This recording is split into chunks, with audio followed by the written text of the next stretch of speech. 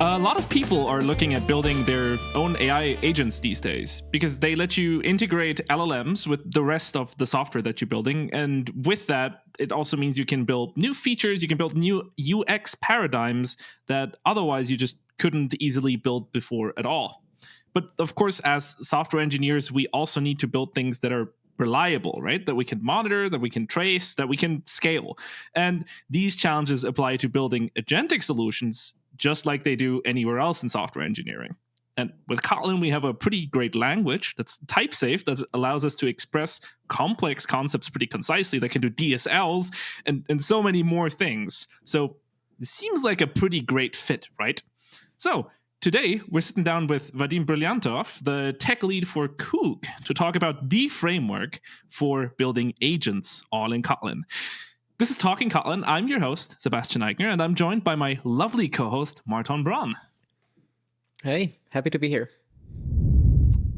All right. Hey, Vadim, welcome to the show.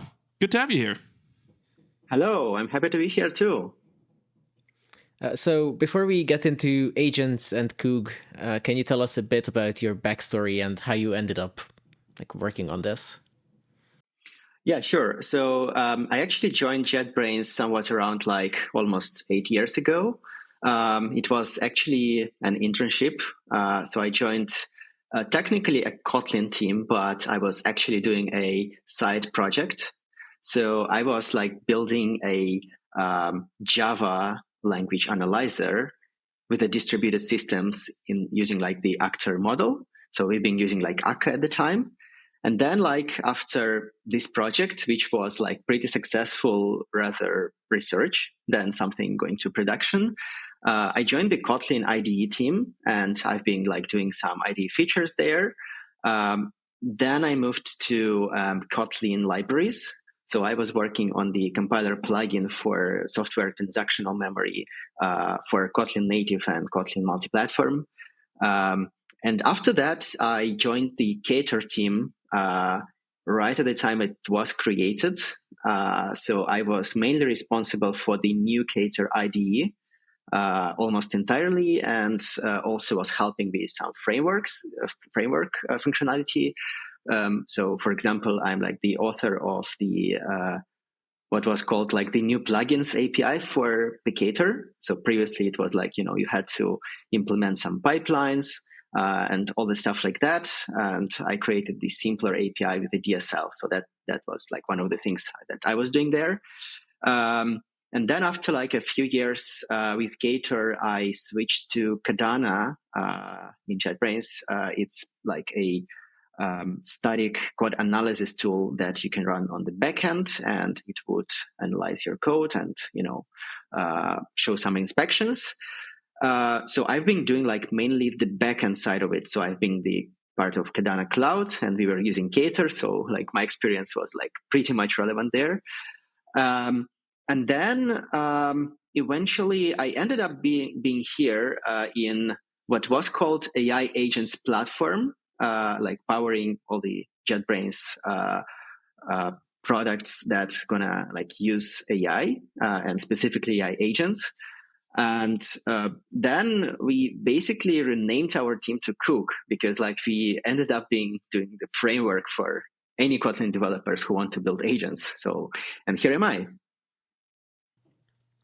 Okay, so it sounds like you've had a diverse experience in JetBrains, working on a lot of things, and I guess a lot of listeners have interacted with some of your work, whether it's some IDE feature or the plugins in Ktor, which sounds pretty fun.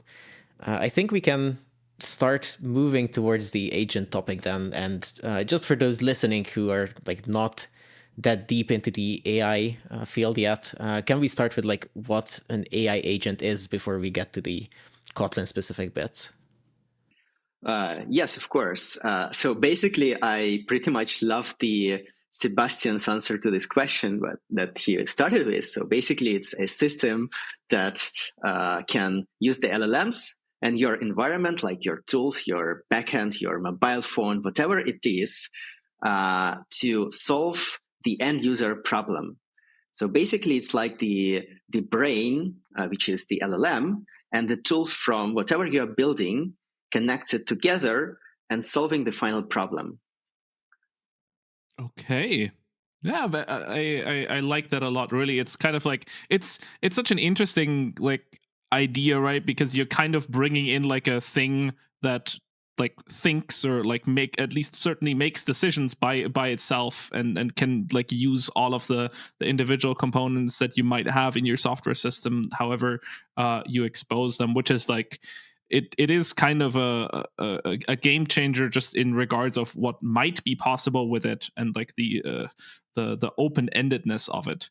So now, like we said, we're talking about Koog here. So what's Koog and how does it fit into this whole agentic picture? So Koog is the new open source framework. So it's like relatively new. It was like released like a few months ago during the Kotlin Conf for building AI agents in Kotlin. And let me just give a little bit of hint here, because like what I mean by AI agents, I don't mean like the coding agents, because like there is a misconception that if you're building AI agents and it's a framework by JetBrains, it shouldn't mean that it's specifically for building the coding assistants or coding agents. It's for building any agents. So let me just like repeat it again. Like you can take whatever you are building and make it agentic. So that's what Koog is designed for. And specifically, it's targeting like Kotlin users, Android developers, backend developers, and JVM developers as well. So rather than building something like in Python, for example, for the sake of experiment, Koog is more targeting the enterprise side of things. Okay. And I think we probably want to dive a little bit deeper into this, but it's a really good point to make early, that we're talking about a general purpose framework here. So that means that it can be integrated in all kinds of domains. Are there any specific like domains where you could see Koog becoming like popular in the near future? Yes, for sure. So I think that there is a high potential, specifically because it's Kotlin and a lot of people are using Kotlin for Android development. It's like it has a high potential of being the framework for Android agents that will be like writing your phone and automating some tasks right there in any application. But on top of that, I still believe that backend is where most of the agents will be running at scale. And that's exactly where we want to also position Koog. So for example, it can be like, because like we did a market research, like what types of agents people are building, and even like what technologies they are using, what is like the main technologies in the company, and what is the technology chosen for the agent development. And when we talk about like the applications of the agents, I would say that one of the things that people are building agents for is obviously chatbots, like assistants, support assistants, or any other assistants. But another interesting area is internal automations, because like the area itself, the AI area itself is pretty young, and enterprises are rather conservative before like they implement something. They want to make sure that it's kind of working and not breaking the reputation. So for that reason, a lot of the enterprises, they are applying agents actively right now for automating their internal operations, like whether it's like ticket booking, or some help with accounting, or messages with internal chats, and many stuff like that. So that's a pretty huge area, and that can save a lot of time and money and allow the companies to focus on less routine tasks. Another area is basically embedded devices and embedded agents. So because like we talked with a few people from the community that are already building something with Koog, and I'm not going to mention the specific names, but you could imagine pretty large automotive manufacturers, like the companies that make cars.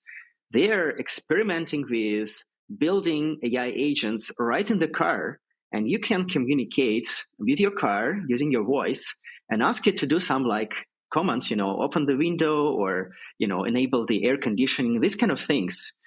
And there is like a lot happening with local models because of that, because, a lot of like many types of information, you don't just want to, send to some cloud.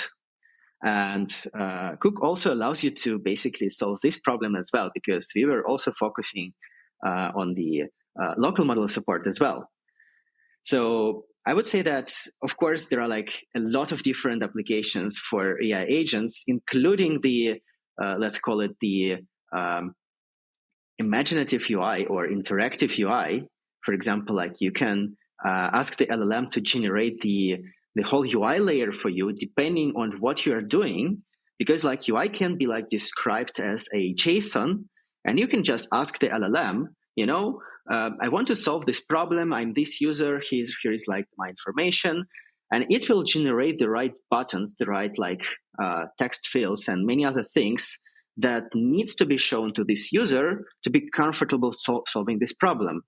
So agents can work on the backend, automating some, enterprise level tasks, but they also can work on device, automating some like user level tasks. So I would say that the application is like very broad here. Okay. All right. Well, when you were saying general purpose, you weren't kidding. That's a lot. Yeah. I mean, it's quite a broad target to hit, going from all the way from Android, like running on Android agents that are really on device, to going on automotive. I sure hope I won't have to like tell my agent like, hey, could you please brake? I hope that's gonna stay a pedal. But we never know where these things are going. On the back end, there's obviously seems to be a lot as well. And the whole creative UI or dynamic UI story is also one.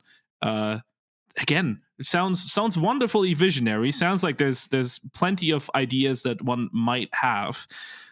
So I want to do the full U-turn now and dive into the nitty gritty of what we have when we look at Koog.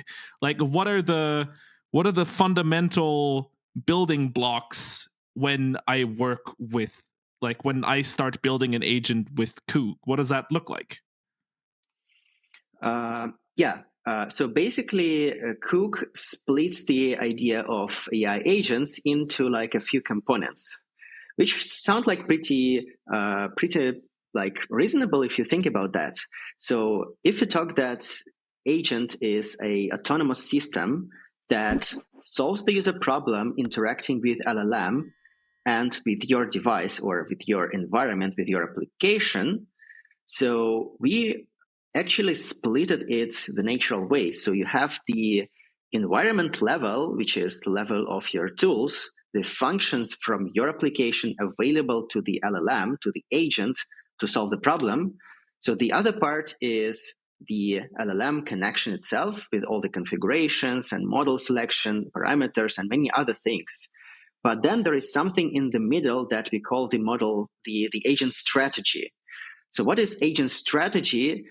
It's like the way your agent should interact with LLM and with your application to solve the problem.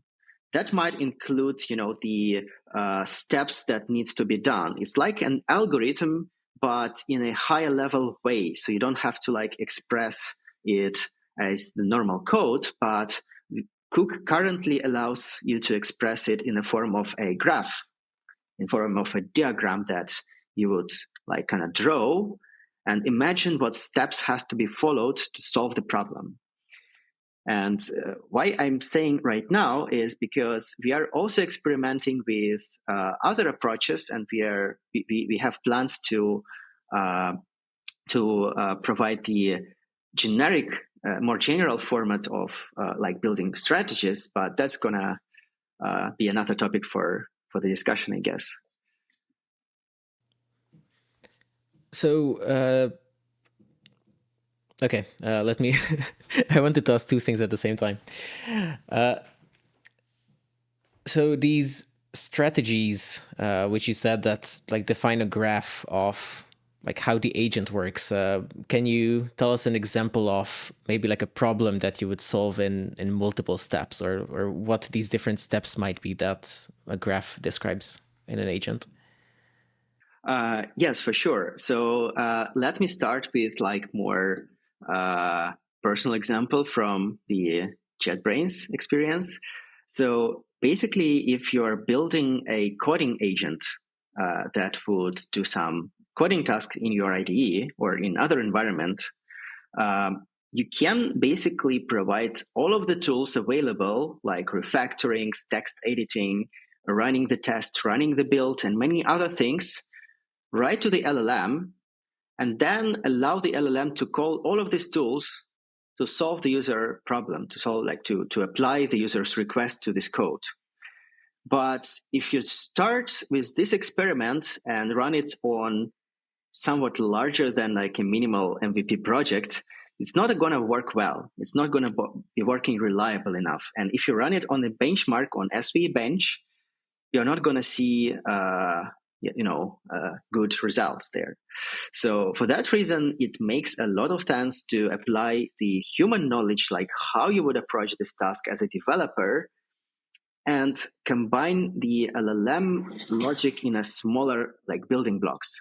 So for example, the first step could be preparing for the code generation. Like you gather the information, you create the folder structure, for example, you create the file structure and many other things, but you don't really apply it to your code base. And for that, you provide the model with a different task, like it's a prompt, a different set of tools for this specific task. And you don't tell the model that you're going to be like generating the code and verifying the code and running tests. You're only focusing the model on one specific area. And then the next step in this graph, in this algorithm, will be another autonomous block with an LLM, but with a focus on the code editing. You provide the model with like the tools for, changing the text of the file, applying some refactorings, and doing some other things like that. And the final block would be like the verification phase. It's where you make sure that the LLM actually runs the tests, it runs the build, it runs some static analysis or inspections. And then, guess what? You don't want to finish right there. You need to check, like do all the tests pass, do all the static analysis inspection pass. And if not, you can draw this like if you're thinking of it as a graph, you draw the edge backwards to the second phase and you tell the feedback to the LLM, these are the problems that has been identified and they need to be fixed. So that's a very high level view on this graph, but you can actually apply this idea to any generation problem, whether it's like a financial report generation or any other generation of whatever you're doing in your company. It shouldn't be like really applied only to the code. So if we're thinking this through, like the similar strategy, like you said, for a financial report, it might be something like, well, you have like a data gathering phase in the beginning where you get things from, like you said, using the tools, which I think we'll need to dive into that a little bit more. But we'll get the data in somehow. We'll do some sort of processing with the LLM as the brain, where it maybe groups things under specific things or whatever, and then we forward this back into some sort of deterministic system that actually does like a compliance check. And if those compliance checks fails, like you just draw an edge backwards, you go back to the like classification phase, and you just kind of have this iterative loop until at the end, when everything passes, like you get out a perfectly compliant report at the end. Does that sound right? Yes, I believe that could be an approach. Yeah. So I guess the takeaway here is, just like when you're giving an LLM like a single task where the more you specify what you want in the output, the more precise it can be. Here, if you just break down a more complex flow that's already a known task where you know what the steps should be roughly, and it's not something super general, then it helps the LLM to focus on one thing at a time. I also really like the feedback loop part of it, although I do wonder, like, is there a way for an agent to like get stuck in a loop where it tries something and it always fails verification? Like, is there something maybe in the framework for like, I don't know, maximum retries, or like how would that work? Yes, exactly. So in the framework, on the level of agent configuration, Koog provides you with a maximum iterations parameter, which would regulate exactly that. And also there are like other techniques that you can apply right in your strategy, for example. So you can check specific information right there, or you can make the conditions of your own and make sure that the agent exits. And other than that, of course, Koog has all the checks that would verify that the finish is reachable in the graph. And we are also planning to add much more IDE support to help you building the reliable strategies of agents with Koog. I like that the metaphor kind of this graph, it really does resonate with me, because I feel it would be the same thing that I would just provide somebody with if I wanted to explain them how to do a well-defined process, right? Like if I were just to write down how I would write the financial like report, it would probably be a very similar thing with me just pulling things together, verifying it, and like iterating until I hit something. So for these cases, it really does seem like it's a really expressive way of doing this.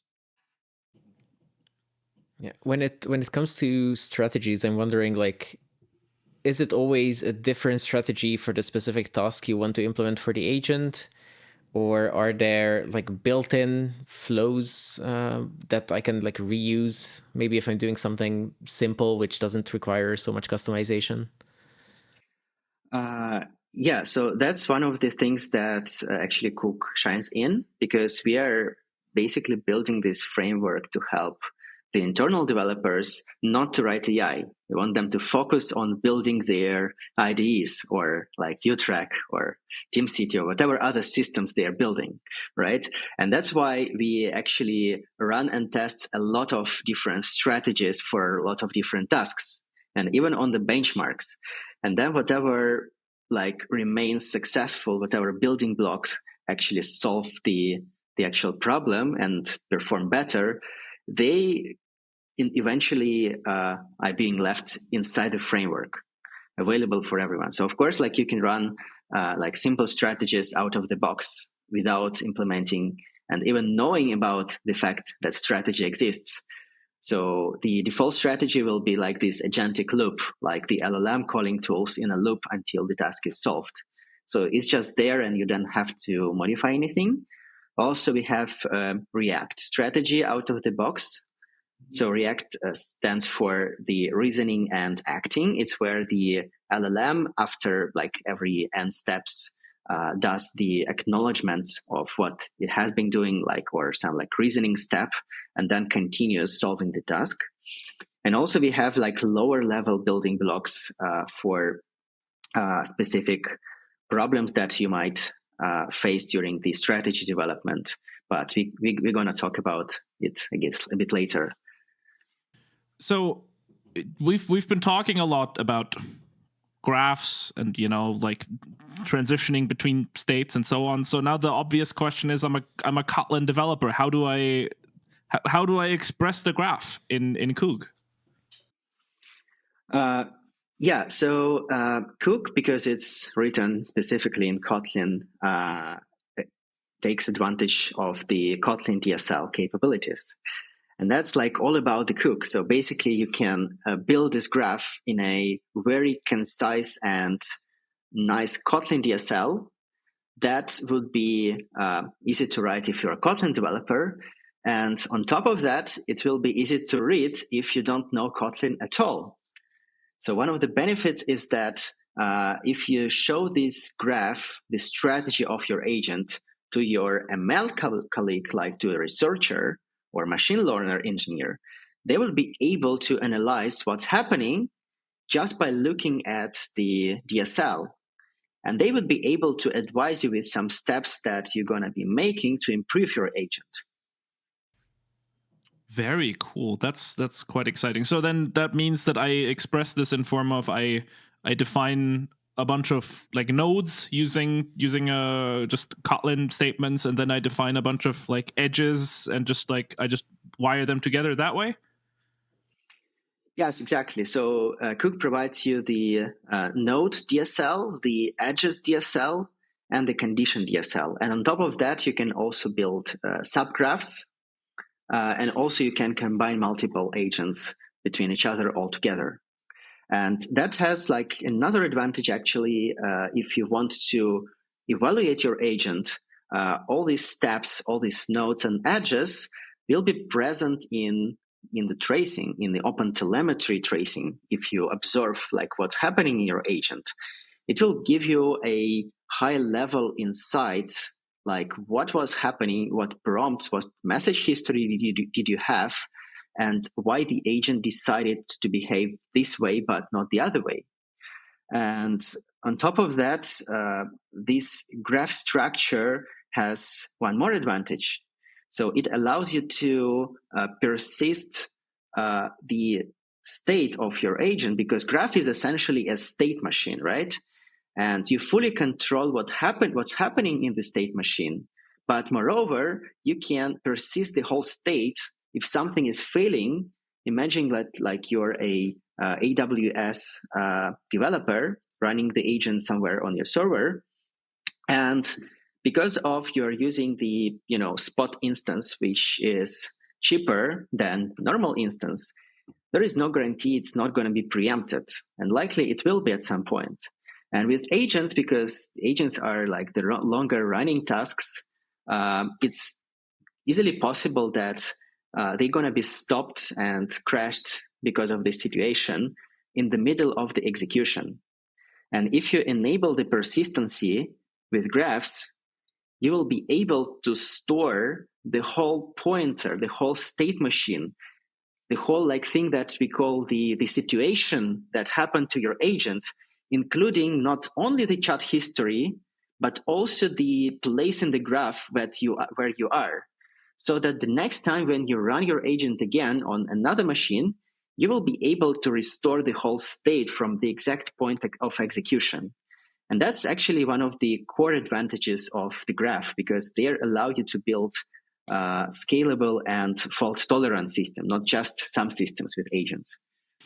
Very cool. Very cool. I just want to clear up this one little like side note, because I'm not sure if everybody knows what an like AWS Spot instance is. Those are VMs that are sold to you at a much lower cost, but in exchange for that, like Amazon can just take them away from you at essentially any point, right? And that's kind of the bargain that you strike. On the one hand, you essentially get to use unused AWS capacity at really, really cheap prices, but you don't know for how long, because there might be some other like hyperscaler next door who's willing to pay a lot more, and then they'll just grab those back for you. So for those kind of scenarios, I mean, it sounds great. Sorry, that was a complete aside.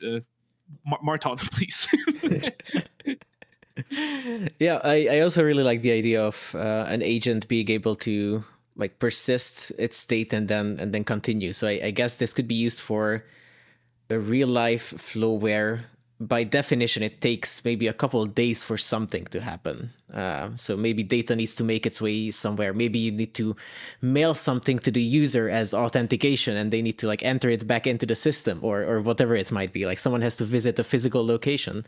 And it's kind of cool that you could define a long-running flow, still managed by the agent, but that it would be able to basically wait out these kinds of delays. Like you're not spinning a function, but you can just recover it and resume it later. I mean, we've had coroutines with like short-term delays and asynchronicity, but like a couple of days or a month until someone comes back. That's a pretty nifty upgrade on the persistence layer. I love that. Yeah. You've also mentioned subgraphs here. So I'm wondering what scenario you would want to use one of those. Like, is that for reusing some logic that you have in your application that you need in multiple places, or? Yes. So basically, because like everything is being pluggable, you can build some generic components like a subgraph that solves some class of the problems. And then you can, because like it's a DSL and you can just, define your graph as a Kotlin extension function that can be reused in multiple places. And then you can wire up these subgraphs one after each other with like different tasks or different configuration parameters. And while I was describing the coding agent, or when Sebastian gave an example of the similar financial report generator agent, this was actually essentially a subgraphs. So all the steps, all the autonomous blocks that have different tasks, different tools, different configuration parameters, wire one after each other, are essentially subgraphs. So Koog allows you to operate on a lower level with a primitive nodes, which can be basically any Kotlin code. So a node is any Kotlin code that takes some input and produces some output in a typed way. And you can wire up one node after each other if they are kind of compatible in terms of types, which is another advantage of using Kotlin for such type of development. And also we have pre-built lower level nodes, such as, calling LLM, calling the tool from your environment, from your application, and many other different out-of-the-box nodes. But then if you go like higher level, if you already implement this basic agent loop, you can form subgraphs that can be reused on like multiple different levels.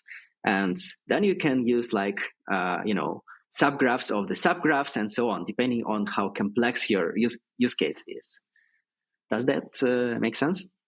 Yeah. So I could imagine like I have a subgraph for like get me the user's, I don't know, email address. And then this could involve like signing them up if they don't have an account already, or it could fetch it from like different places if they use a social login. So I can imagine it could have a bunch of different like complex logic. And once I have this, like, of course I would want to reuse it everywhere where I just need their email for the next step. So you've mentioned that in nodes, you can just write arbitrary Kotlin code as the implementation of a node as you're going through the different steps. And I can see how I could call into my existing code there. So if I have services, databases, I could access them, I could work with them.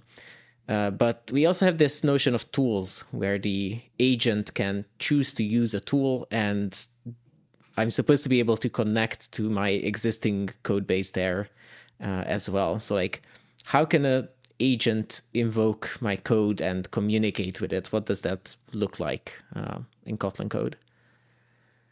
Yeah, sure. So depending on the application, so if you as a strategy developer know that specifically you need to do, email sending here, you can just do that from your node by directly invoking this from your Kotlin code. But if you don't know like what to do to solve the task, you just throw it to the LLM, give the tools to the LLM from your application. It can be just like, 5 tools or 10 tools from your application.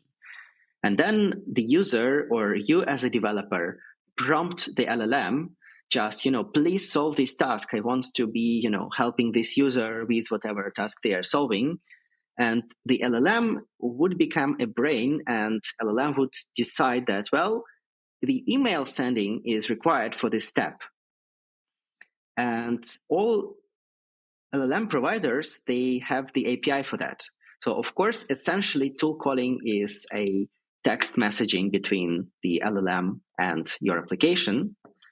So imagine that you can, ask the LLM to output a JSON that would describe the function signature that it wants to call. But of course, it's a bit more high level, and in terms of REST API that all LLM providers have, it's like a separate thing that LLMs are trained to do. So LLMs are aware of the tools and of the tool format. and they are trained to follow the specific signature of the functions provided to them. So of course, things happen, but most of the time, there is no way LLM would make a mistake here. So you can basically rely on all of this functionality of the LLM itself. And Koog as a framework provides the orchestration level on top. So you can just take any function in your code, annotate it with just one word, add tool, and provide it to the LLM. And then all the magic would happen. So Koog will generate all the JSON schemas, descriptions for the parameters, and many other things so that LLM would know like what is available. And then depending on the task that the user asked the agent to do, LLM would decide that, well, I need to call this function. And Koog will handle all the orchestration logic, suspend function calling, and many other things. Got it. So I define my functions. I annotate them with tool. I feed that into Koog, which will teach the LLM how to call it. And then whenever the LLM feels like it needs the functionality that's in the given method that I've annotated, it sends this like standard format message, which Koog again parses back and like actually calls into my method. I guess it basically just like has an ID or something that Koog generates in the background, and then the LLM calls the method by ID or something like that. Well, there is no such ID, but basically the format that LLM expects from you as a agent developer is the tool has a name, the tool has a description, which is basically the text describing what the function is doing. Pretty similar to, you're writing a documentation like Kdoc for your fellow developer colleagues to explain like what is the meaning of the function. It's very similar to that. And then you have like a list of parameters which have like the name, the description, and the type.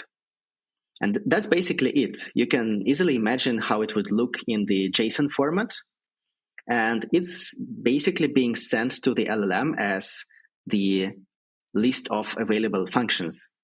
And then whenever LLM decides to call the tool or a list of tool at the same time, it will just produce the list of JSONs with the same format, but also with the parameter values. For example, like if you have the tool like send email with a parameter text and a parameter username, the LLM will basically form a JSON send email username equals Márton and text equals hello. And then it's the responsibility of the framework to basically parse this information, find the available functions from the ones provided in your application, and execute them. Yeah, very nice. So it sounds like Koog in this case is doing a lot of this like translation and like manual, like boring serialization work that I would have to do if I was directly talking to the LLM. Is this like Kotlin X serialization? Like, do I have to be careful about my parameter types of like not using custom objects or providing serializers for them? Like, can LLMs work with things like that? Yeah, so we are relying on the Kotlin X serialization right now. But also there is a way for you to define a tool in a form of a class, which has the execute method, and it has the tool descriptor parameter that you need to override by yourself. So basically, it's a very similar thing, but you will have to describe the tool by yourself. But it fits some more complex scenarios if something couldn't be serialized, but as a developer, you know better how to do that. Or also it works well for the case when the JSON format doesn't work as good and you want to describe some tools in a different way.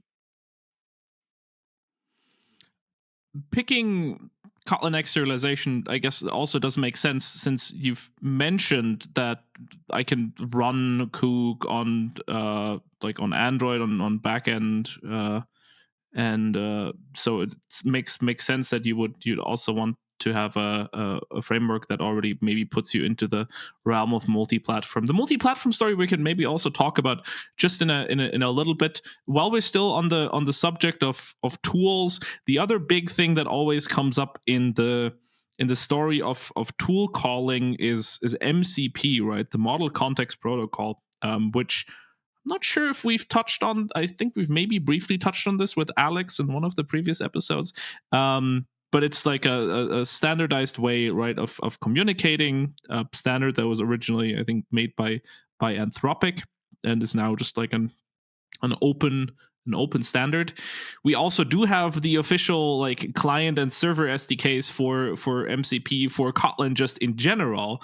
But since it is a format for specifying tools, it sounds like it would also be something that the Koog would probably interface with, right? So is there just built-in support?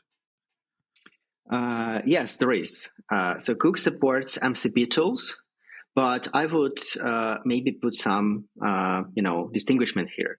So the tools from your application that the agent is running on don't have to be defined as MCP tools because they are just there.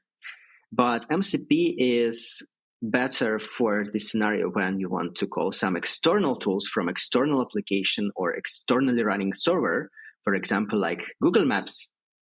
And you would easily connect that to your application through the MCP and provide to the agent running right on your device or on your server. And by the way, just to mention, like since the latest release, the official Kotlin SDK for MCP is also supported by the Koog team. So we are the maintainers of that one as well right now. Okay, that's awesome. So one more question about this. If I'm building an agent in Koog, can I turn that into something that's then exposed via MCP for other systems to interact with? Is that an option? Yes. So there is an option always to expose your agent as a tool. And you can do that like locally. So Koog provides the simple DSL like function for that. Like you can say agent.astool, and it will be a tool now. Okay. Yeah. And also you can do that through the MCP server as well by yourself.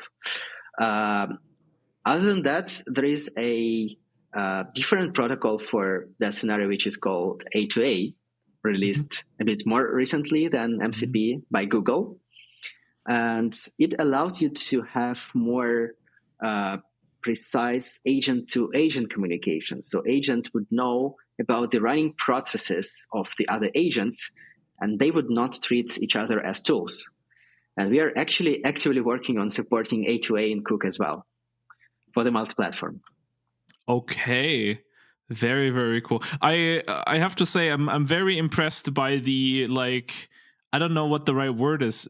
Maybe it's not modularity, but the fact that composability, I suppose, is the word. We love compose on this show.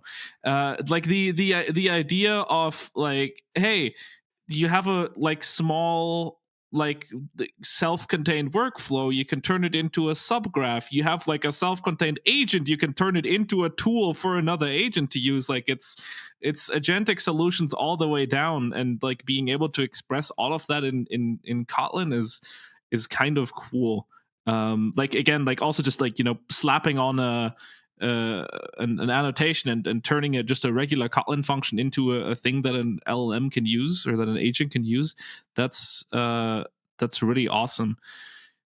There's so much more I wanna talk about, but there is maybe just one like, so like what's the actual entry point look like? What, like, is it just do I just get an agent object? Just like what does that look like? Yeah, the most basic entry point is you just add the Koog all-in-one dependency. So we have like multiple dependencies on the Maven local, but Maven central. But of course, there is the all-in-one option for the simple trial usage.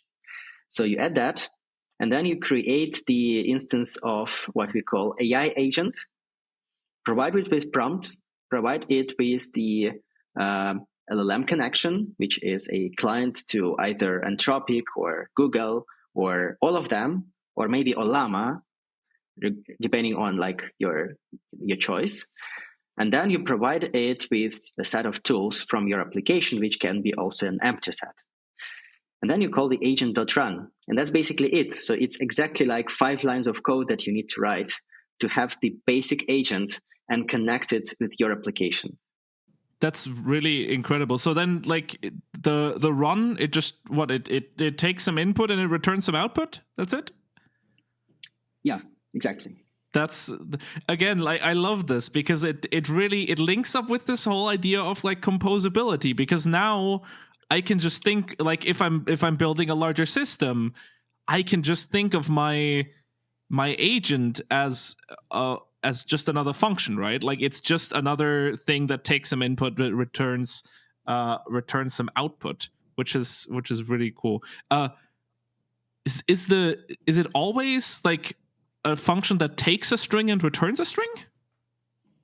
In the basic scenario, yes. But in the general scenario, you can build any agents of any types. And they're also composable. So you can imagine a strategy of the agent that would take a data class and produce the image. That could be also possible.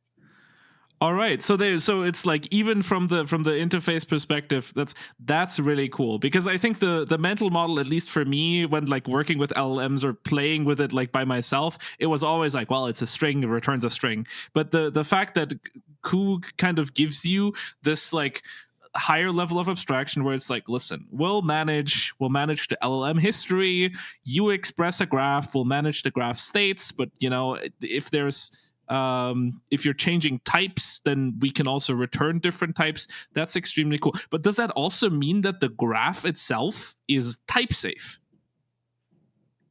Yes, that's the whole idea of it. Oh, okay. So instead of like having the Python approach, when you have the string to any map written in one file representing the whole state of your application, in Kotlin, you can do much better than that. You can express like all the nodes as type-safe function that has specific input and specific output. And you can only match the compatible nodes one after each other.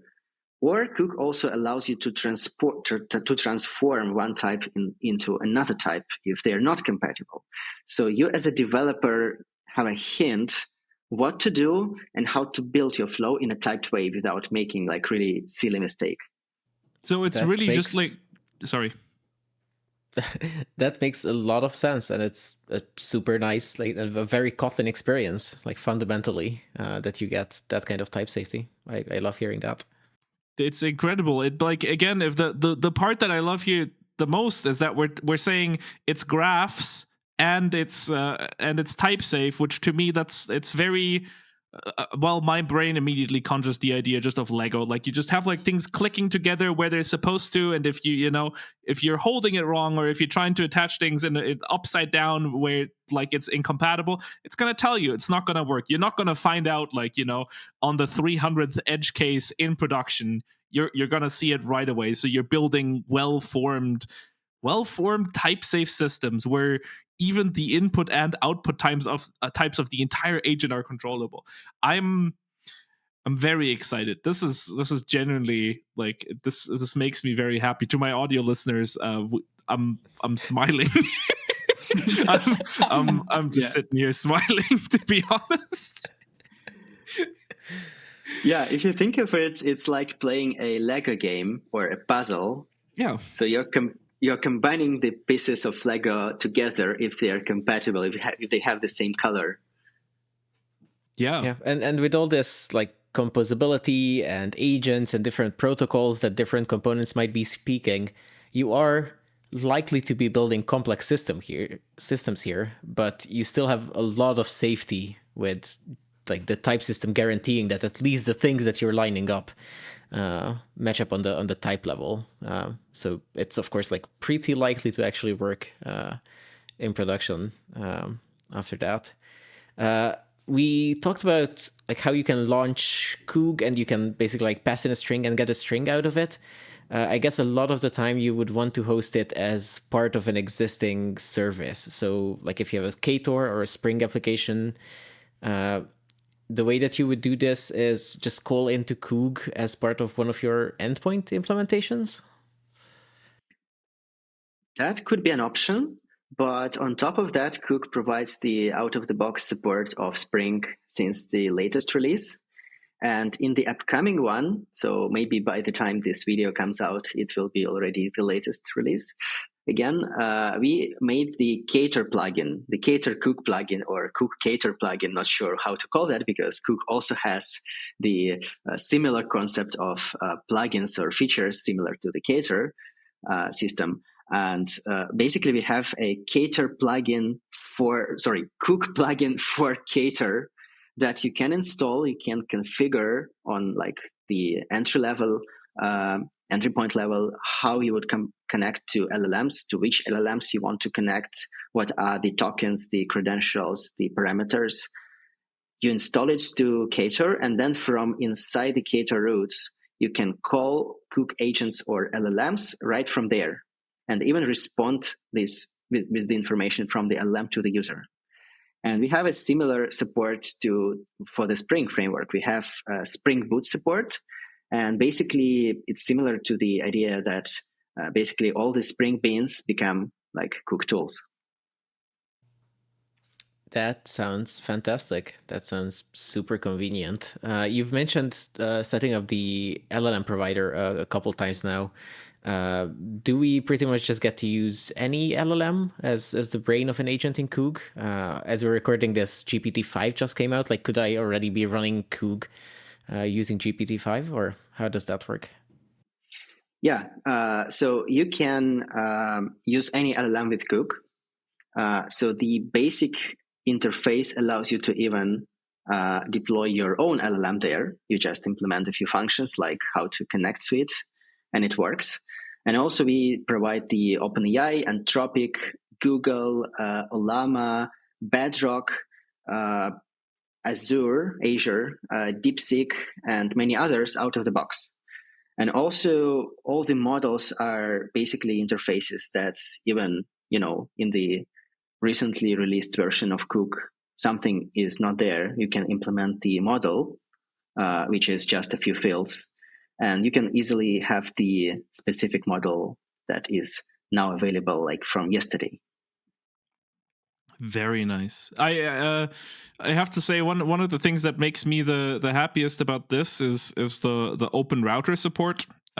Because when I'm playing around or I'm building something new, I want to try a bunch of like different models, also from different providers, and I don't want to manage like 6 different API keys and tokens. And I'm also a little like, sometimes I'm not really sure how their billing works, like all these kind of things. I don't want to get into like an AWS situation where I accidentally like run my agent and then I'm out like $20,000 or something. So like the integration with OpenRouter is really powerful there, because on OpenRouter you put like $20 on your account and they just kind of route your requests to whatever LLM you want, right? Like you can do GPT-5, you can do like Claude Opus, you can do like one of the like super tiny models, like the recently released open source models from ChatGPT that like really zoom away with a lot of throughput, not as smart but very, very fast. You can just do kind of whatever, and you never run the risk of like overcharging your credit card or that either, which is really nice. So having that out of the box, like when I was playing with Koog for a little bit earlier, I was like, it's good thinking. It makes the life of someone wanting to experiment with easier. And in fact, I wanted to get Márton on the Koog train as well already ahead of things. And one of the cool things that you can do is you can create an API key with a max spend. So you can just create an API key and be like, here's an API key. You can use it for $2. Like, go nuts. And once you're done, like, you have to figure it out. Not my problem. But you can do it in a very like a very safe manner, like especially in experimentation. And that's super, super cool. Yeah, no, you can also try different models for the different subtasks in your graph. So for example, like some models are the cheapest and you want to do some, let's say, not so responsible tasks as fast and as cheap as possible. But for some other tasks, you would need some other model that you have subscription for, and you are willing to pay for that. And you can easily switch, keeping the same conversation history, the same tool calling history. You easily switch to a different model, and especially it's like even more easier using Open Router because you have just one token. But if you have like multiple tokens and you use multiple providers, that's also possible and easy to do with Koog. And you can switch to another model and spawn another task, continue from the same place of the conversation using a different model. That's really, really exciting. That's so cool. That's very nice. Yeah, I can see how you would want to optimize for cost or for speed when you're doing something simple. Like I just need to, I don't know, like the user has created an entry in my application and I need a automatically generated title for it, which seems like probably like a very cheap task. But then for like deep analysis, you would want to use something more serious. I'm actually wondering about how does the history transfer across these different steps. So like when can you just assume that the next step knows the things that happened in previous steps, or how does that work when you're building with Koog? Yeah, exactly. So that's one of the things that we decided to take fully to the part of the framework. So you don't have to manage how the history management works because the framework just keeps track of all the actions. Of course, there are some tweaks that allow you to modify that behavior, but in general, the main idea that we had in mind is like you're looking at the ChatGPT window. I'm pretty sure that most of the listeners are familiar with ChatGPT window, and basically you are getting the latest response to your latest message, and then you're writing the next question. But the window itself keeps track of the history. You don't have to look through the history by yourself as a user. You don't have to like open another window and copy the history to that. Everything happens automatically there. And Koog basically takes this idea to the framework level, and you only wire up the inputs and outputs. Of course, you have the access to the history. Of course, you can modify the history if any time, and Koog provides you like a bunch of very complex working solutions to like retrieve facts from there, compress the history, and many other things. But in the simplest scenario, you don't have to really think and care about that. Everything happens out of the box, right there, somewhere on the background. And this history would be per request that the agent receives, or can like something be maybe like shared between multiple requests? Like, is there some caching layer somewhere in the mix here? Yeah, we have two features in Koog that you can install and apply to your agent, and they will take care of these situations. So one of them is the agent memory. So it allows you as a developer to think beforehand about the specific facts that are relevant for the other runs of the same agent, or even for the other users, or even for the other agents solving like some different tasks, but some information can be like reused across the same organization.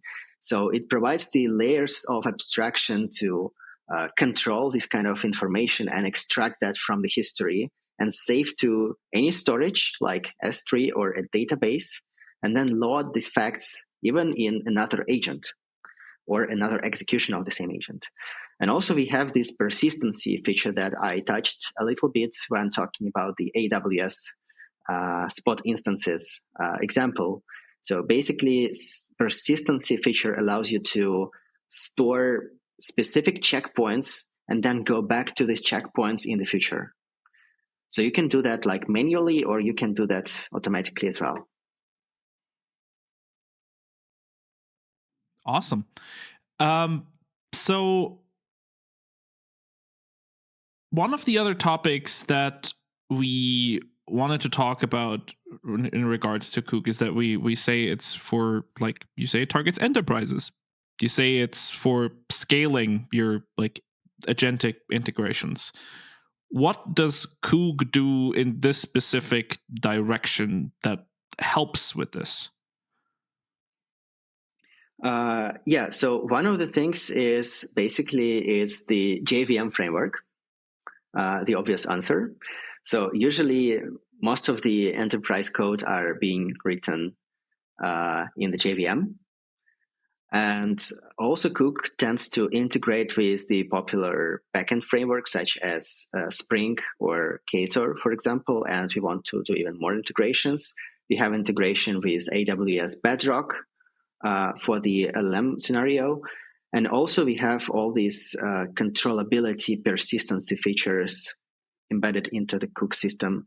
And we are actually looking also a lot towards the governance and moderation. For example, we added the moderation support recently because for the enterprises, it makes a lot of sense to be able to moderate the conversations in order not to have any legal problems. And Koog also wants to embrace this possibility and explore whenever something new pops up in this area.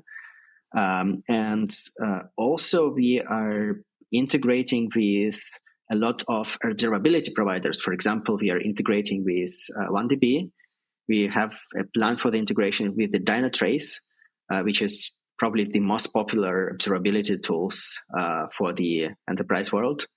Also Langfuse and many others. So we want to be the system that is integrating with most of the popular frameworks for the enterprise. Okay.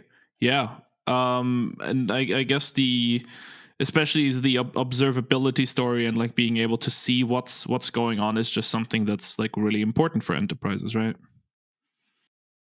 Yeah, for sure. And that's also very important for us in JetBrains because, again, we started as the internal framework initially.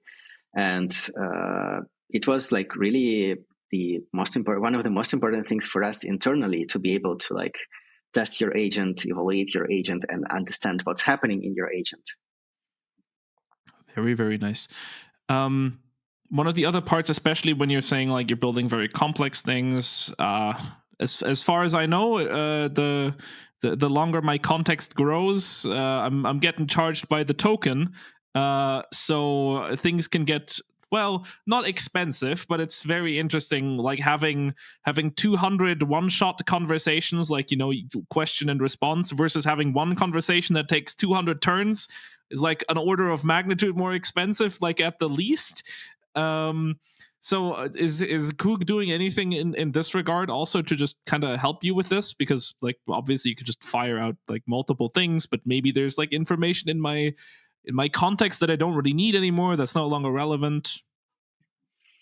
Yes, Koog provides the history compression techniques out of the box.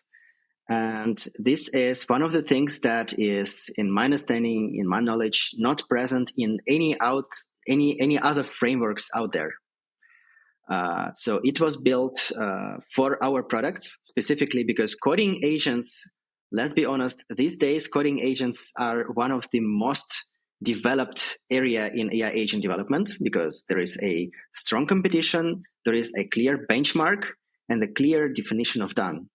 And because of that, coding agents, like people are building them like all the time, and they are one of the most long-running and computationally expensive AI agents out there because they are like running your code, they are building your code, and if you're working with a large project, that's going to take a lot of turns and that's going to burn a lot of money. And while optimizing for this use case internally, we came up with a few experiments and a few solutions. And then our machine learning colleagues, they helped us to evaluate all of the possibilities, fix different problems, and figure out what works the best. So Koog provides you the way to compress the history, which will save you tokens and also drastically increase the quality. Like in the benchmark, for example, if you compress the history between different logical steps, it could increase the quality up to like 15%, which is a lot, right? And I'm not even talking about the situation with Olama. For example, Olama will probably break if you reach the limits of the context window. It will not be able to continue the conversation. So some other providers, depending on the model, they would rather like shrink the context by themselves, just like keeping the last messages. But inevitably, it will, it will bring you to the, enormous spendings and lower quality of your agent. And Koog provides you the way to compress the history and a bunch of strategies that are working and proven and fine-tuned. So when I say strategies, I mean we have the fine-tuned prompts and the fine-tuned LLM algorithms that would extract the facts from your history reliably. And when I'm saying reliably, I mean they are tested on the real benchmarks, solving like real problems that we have been facing. And they are just out there. You declaratively can use like one of the strategies, and that will be able to like compress the history and pick up the right facts for your further conversation. So how does that work on the... Sorry. It is quite interesting that by compressing things and removing some of the data, you can get better quality. Like from one angle, you would expect that the more data the system has to work with, the better results it's going to produce, right? But I guess it's also a matter of like signal versus noise, so that you can remove the things that the LLM shouldn't be processing anymore, and you can find the important bits in there, which is very interesting and not at all intuitive for everyone, I think. If you take a look at this from a different perspective, like imagine that you are treating each request as the new one. And in order to come up with the next action, with the next solution, as an LLM, you have to like read the whole conversation before. It's like you're looking at the large, quantum physics book, and you need to answer like one simple question. You have to read the book before answering the question. So instead of that, just like, give me the right page with a paragraph that answers this question, and that's it, right? So that's very similar to the idea of the history compression. So how does this work like under the hood? Like you're just taking like the entire conversation and you're like firing it back to the same model that you've been using for the rest of the conversation, like as an aside, and being like, hey, real quick, like what's the most important stuff in here? Like just give me like a summary, like in whatever like output format is good, and then you just do a swap, like you just like put that in like for the other conversation. That's one of the history compression strategies that actually exists in Koog, and that's the simplest one, the default option. So it basically asks the model to provide the TLDR, what has been done so far, and then swaps the whole conversation. So basically it starts the new chat with a new conversation.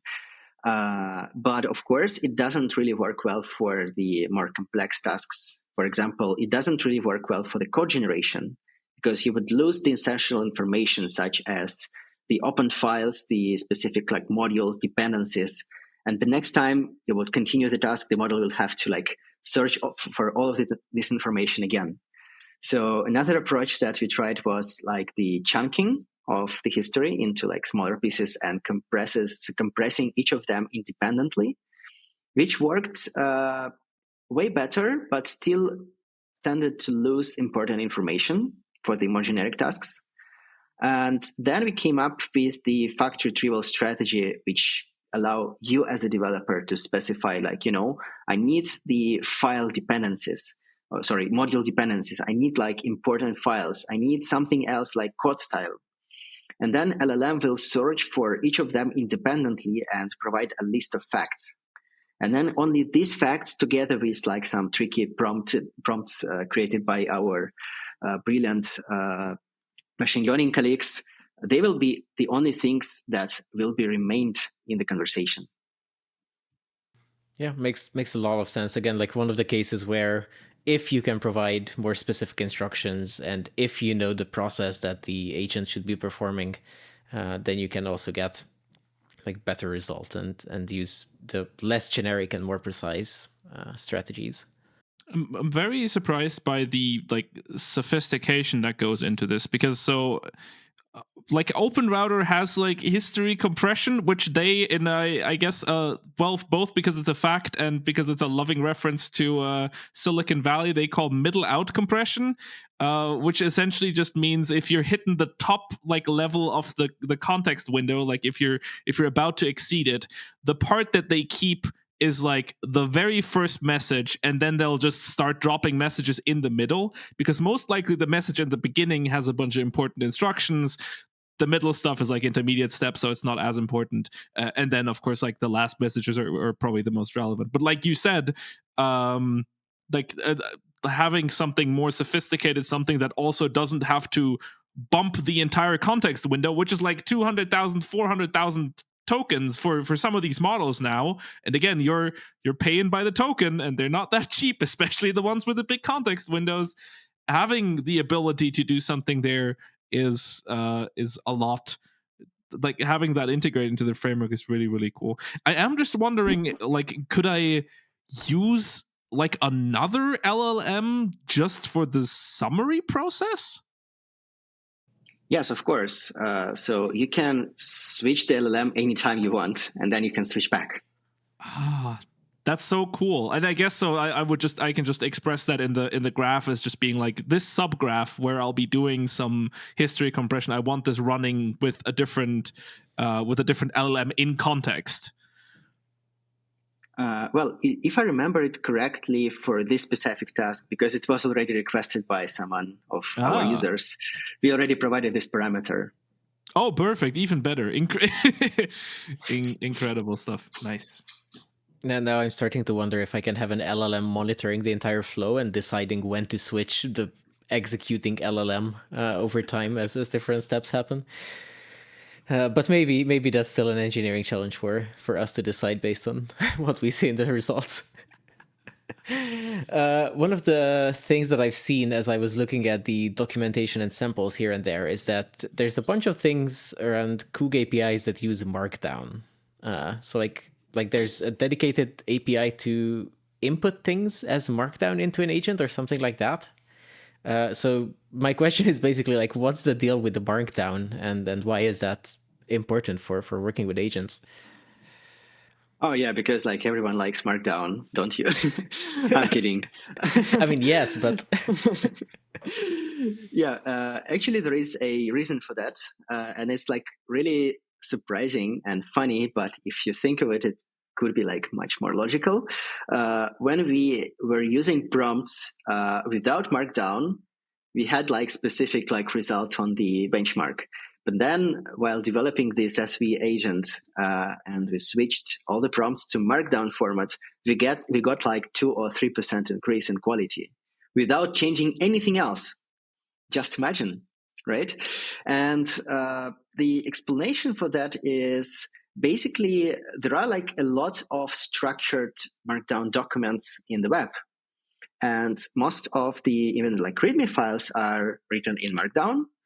And on top of that, LLMs are trained to like treat every text as a chain of like the next line prediction, like the next token prediction. And Markdown, because of its structure, because the way it's like written, has exactly like that kind of formats. Because like in order to understand where you are in the document, you need to just read a few lines above, like the level of the header, for example, like it's like the level 2 header or the level 3 header, then a few lines before, and then you understand where you are in the document. And that works really well because of that's the way the LLM was trained. Okay, so I guess it's just an extra level of guidance, like a bit of help for the LLM to just follow where it is as it's reading and processing things. That's very interesting and very funny. Like next time I'm prompting an agent, I'll have to think about formatting it with a couple headers, or when I'm telling it to like never do something, maybe like instead of all caps, I need to bold it with Markdown formatting. Yeah. Well, that might actually help. Well, would you look at the time? We're coming up on. Well, it's so good that we don't have an actual limit. Because again, I'm happy that we can just keep talking, but I do think it's been a lot of chatting. So just quickly, what's coming up next for Koog? What plans are there for the framework, for the tooling? Like, is there a longer term the goal that Koog wants to achieve? What's happened there? Yeah, the ultimate goal for us is to be the number one framework for the Kotlin and for the JVM communities to build the agents, especially for the enterprise. And not only agents, but any AI systems. So we want to cover the whole life cycle of the AI development, including the lower level LLM connections, RAG algorithms, database connections, and all that stuff. Then building on top of that the agentic level, and then ready to use strategies and approaches that could sort of as a library that anyone can select from and use in their system. And we also want to cover, we don't want to focus on one single paradigm of writing AI agents. So currently, obviously, we have the graph paradigm, which has its own advantages that we discussed today. And we also have the out-of-the-box simple agent or React agent, which is basically similar to most of the Python frameworks out there that you can find. They only allow you to wire up one simple agent, provide with tools, maybe connect them together, and that's it. So we have this two very polar things, right? The simple approach and the complex graph approach. But then there is the whole spectrum in the middle that we want to cover. So for example, pretty soon we're going to release the non-graph API, which will persist most of the Koog features that you will be able to use with just plain Kotlin code. And that's going to be just another implementation of the strategy interface that Koog has. So you just implement the strategy with Kotlin code using a non-graph DSL. That's going to be working best for the experimentation or simpler use cases when you don't need the graphs, but you are not happy with the default agent. And another things that we are looking into is the planning strategies that we're going to include out of the box. And there is a bunch of different types of planning strategies, both LLM based and non-LLM based. And we're going to also allow you to select from a bunch of those. And in terms of tooling, we want Koog to be probably the first tooling first framework. I mean, supported fully in the IDE, especially in the JetBrains IDE. And we are heavily working in that direction. And pretty soon we're going to release the first version of the AI debugger that is currently available for Python only, for PyCharm. We're going to release one for Koog for IntelliJ. And then on top of that, we are building a lot of the IDE support, including Wizard, visually building the agents using the no-code building blocks. You can draw the graph, you can imagine how it would work, right? With all the AI support, completions, inspections, and even some tooling that would analyze your agent over time and allow you to make the decisions in the future, how to improve it. So there is a lot of things happening there, and you're going to hear much more even further. Very cool. So as we wrap up, I guess it's important to emphasize again that all of this is open source, so people can pick it up and try it already and play with it, and we really encourage them to do so. There's supposed to be, looking at our notes, there's supposed to be a story here about how it became open source. Can you tell us a bit about that? Yeah, that's actually a very interesting story because initially Koog started as the internal library helping internal JetBrains products to build their AI agents in the products. But then eventually at some point we decided that, well, actually there is no reason to keep that in secret. We can basically share it with the whole community. And then there was also the Kotlin Conf approaching, and we decided, well, let's connect these two facts together and open source it, right? And it was actually a tough work happening because internally we were using a lot of internal tools, internal LLM providers, code-related tooling, and many other things that we were not able to share. And with the huge help of the Kotlin folks, like the folks from the Kotlin libraries team, from the Ktor team, and with the help of developer advocates and many other folks from the Kotlin department, we managed to do that before the Kotlin Conf. We extracted a lot from the internal sources, and we actually had to support a lot of the external providers, because internally we have the JetBrains AI, which handles all the routing. But outside of JetBrains, people would want to connect to like Anthropic or OpenAI directly. That was not present in Koog by that time. So that was like a huge work happening there. And yeah, I'm really grateful to all the folks who popped up and did all that like last minute fixes that made Koog possible. Incredible. All right. Well, this was a really, really lovely chat, and I think we touched on tons of things. We saw that the Koog can like run on a whole bunch of different places. You can also use it in a whole bunch of different domains, and it has an incredible amount of versatility in regards to composition, turning things into tools, calling other agents, having subgraphs, and so on. It's truly incredible. And yeah, it seems that at the end of the day, like getting started with it is still just a couple of lines of code, and from there you can just go wherever you need to. So how do people go and get started? Just visit the GitHub, JetBrains/Koog, and there you can find the repository, the dependencies, and even documentation, by the way. So please check it out, and I'm really excited to hear what people are going to be building with that. All right. Awesome. Well, Vadim, thank you so much for joining us today and for answering so many of the questions in this certainly extended episode on Koog. It was really a pleasure having you here. And of course, a big thank you to everybody who decided to tune in today to our episode and learn a little bit more about these things. I'm sure there's going to be a bunch of folks who are going to be tinkering away with Koog. I'm going to do it like literally as this episode ends. I'm jumping back into IntelliJ, and I'm going to be tinkering away on some Koog code. So that should be exciting. So yeah, thanks again, and hope to see all of you in a future episode. Thanks for tuning in. Have a nice Kotlin. Take care. Bye-bye.